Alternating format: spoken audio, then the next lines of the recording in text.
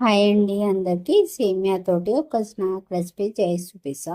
ఇప్పుడు ఒక గిన్నెలో ఒక కప్ సేమియా వేసుకొని ఆయిల్ సాల్ట్ వేసుకొని ఉడికించుకోవాలి. ఇప్పుడు ఒక స్ట్రెయినర్ పెట్టుకొని ఉడికిన సేమియా అంతా అందులో వేసుకోవాలి. ఇప్పుడు వాటర్ పోయాక సేమియా అంతా ఒక మిక్సింగ్ బౌల్లోకి వేసుకోవాలి.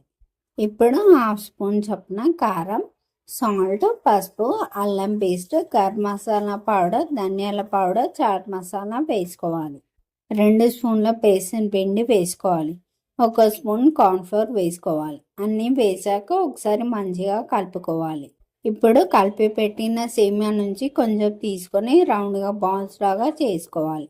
అలానే అన్ని బాల్స్ చేసుకోవాలి. ఇప్పుడు ఒక కడాయి పెట్టుకొని డీప్ ఫ్రైకి ఆయిల్ పోసుకోవాలి.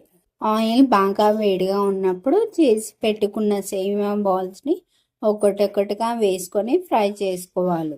ఆల్రెడీ ఉడికిన సేమియా వేసాం కాబట్టి ఇవి ఫ్రై అవ్వడానికి ఎక్కువ టైం పట్టదు. అంతే అండి, వేడి వేడి సేమియా బాల్స్ రెడీ అయ్యాయి.